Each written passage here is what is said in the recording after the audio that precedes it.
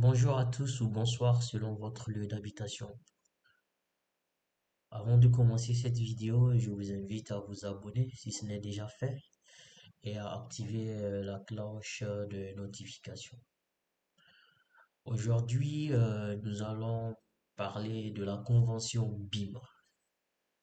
Et dans cette vidéo, nous allons nous poser quelques questions, dont entre autres, pourquoi on utilise une convention BIM, qui l'utilise. Est-elle obligatoire dans un projet? Si oui, à quelle étape du projet est-elle obligatoire? Quelle est la différence entre une charte BIM et une convention BIM? Voilà, entre autres, les différentes questions que nous allons nous poser au cours de cette vidéo.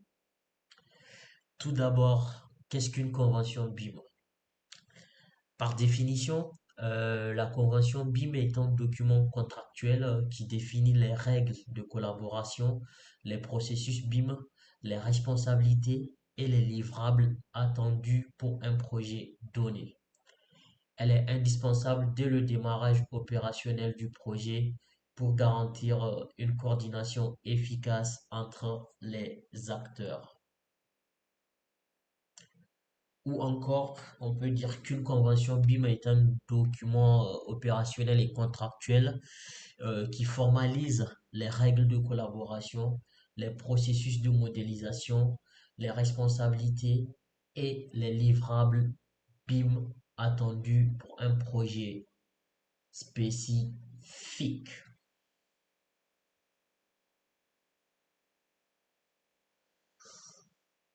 Que contient une convention BIM?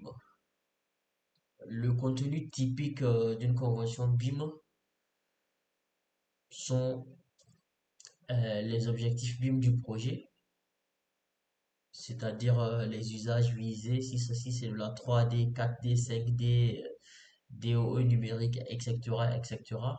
Les rôles et les responsabilités, donc du BIM manager, du BIM coordinateur, des modeleurs, etc., etc. Les processus de modélisation, donc les logiciels, les formats, ainsi que les niveaux de détail. Les environnements de données communs, qu'on appelle CDE, donc c'est-à-dire les plateformes d'échange de validation. La nomenclature et la codification, c'est-à-dire les standards pour nommer et structurer les fichiers. Les plannings BIM, c'est-à-dire les phases, les livrables, les jalons. Les modalités de validation, c'est-à-dire les contrôles qualité, clash detection, révision, etc., etc. Ceci étant dit, alors, qui rédige et qui redige et utilise la convention BIM? Le rédacteur principal de la convention BIM est le BIM manager ou l'équipe du BIM management. Les utilisateurs sont tous les acteurs du projet, c'est-à-dire le maître d'œuvre, les PET, les entreprises, les coordinateurs BIM, etc., etc.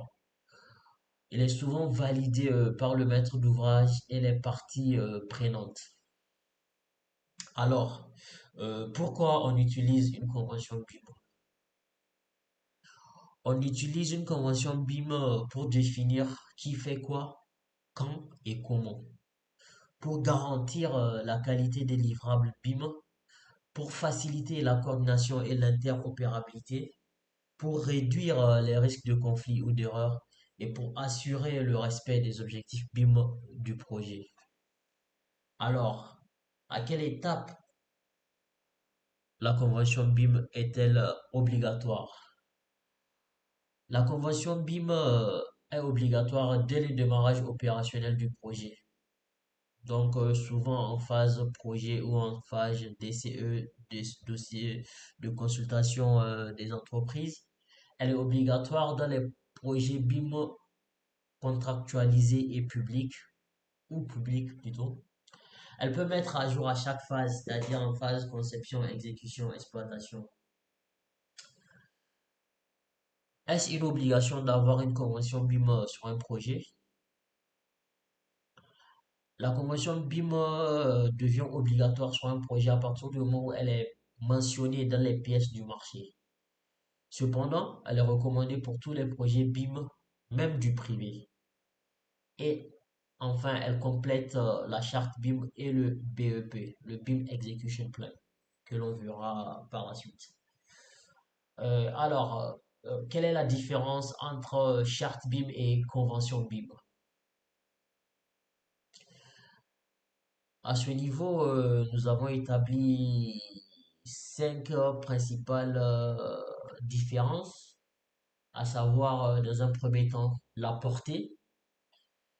Au niveau de la portée, nous allons voir que la charte BIM a une portée stratégique et une vision globale, alors que la convention BIM a une portée opérationnelle sur un projet spécifique.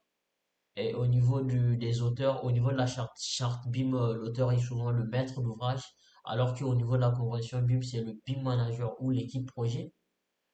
Au niveau du moment où on emploie les différents documents, c'est-à-dire la charte BIM et la convention BIM, on remarque que la charte BIM elle est utilisée en phase amont, c'est-à-dire en programmation, APS, etc., etc., alors que la convention BIM, elle est utilisée en phase opérationnelle, c'est-à-dire en phase projet ou exécution.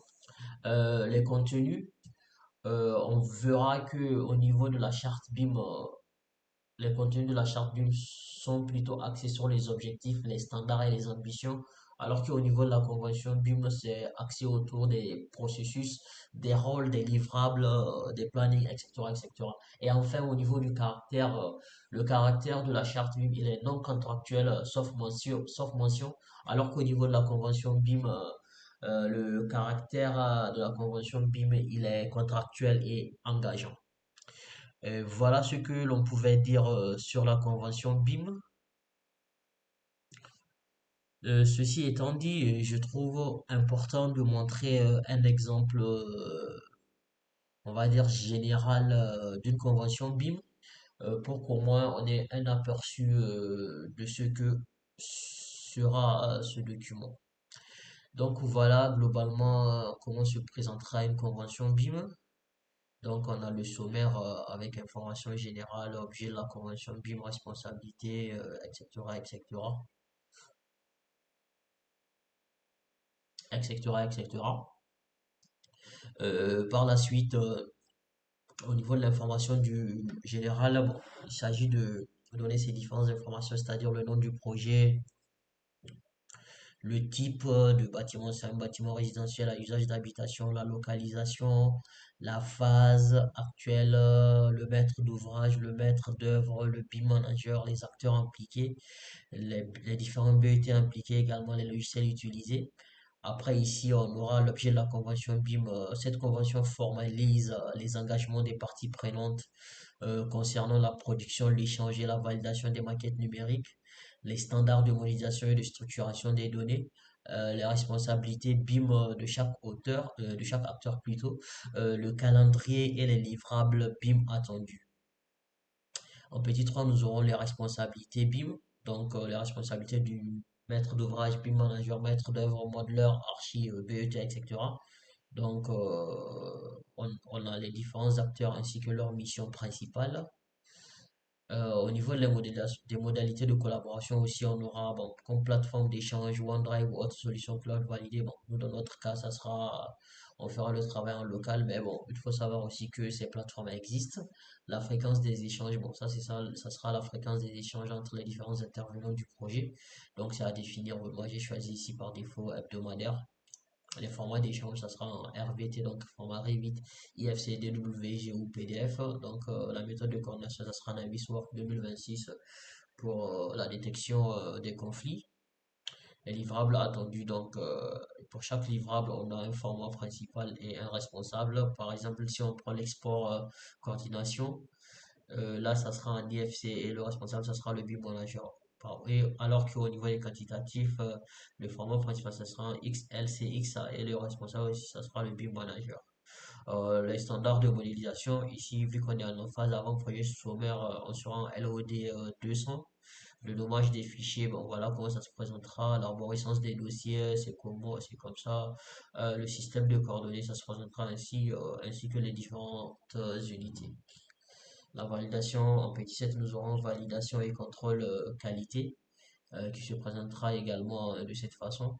Après, nous aurons les engagements des parties. Donc, acteur s'engage à respecter les délais BIM, à produire les livrables conformes aux standards, à participer activement aux réunions de coordination et à documenter les évolutions de la maquette. Et enfin, nous aurons les différentes annexes, annexe 1, glossaire BIM, arborescence type, les tableaux load par discipline, les fiches de validation APS et enfin le modèle de nommage des fichiers.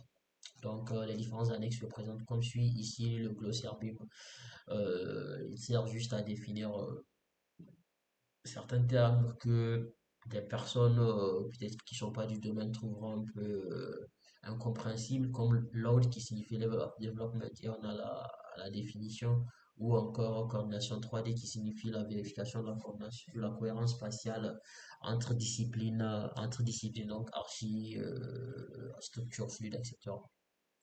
Ici, nous avons l'annexe 2, c'est l'arborescence type des dossiers BIM, donc comment notre dossier, nos dossiers vont se présenter.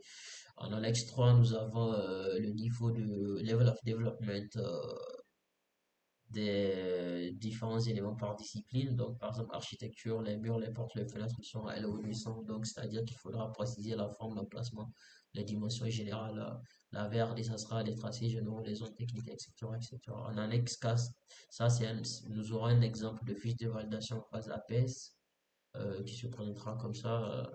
En annexe 5, c'est un modèle de nommage des fichiers. Donc, par exemple, les fichiers architecture, comment ils vont se nommer, les fichiers structure, etc., etc.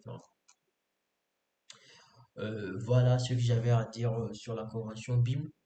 Je vous remercie de m'avoir écouté jusqu'à la fin de cette vidéo. N'hésitez pas à vous abonner et surtout à faire des commentaires si vous avez des remarques ou autres. Et pour ma part, je vous dis de passer une excellente journée ou soirée selon votre lieu d'habitation. Et on se dit à bientôt pour une nouvelle vidéo.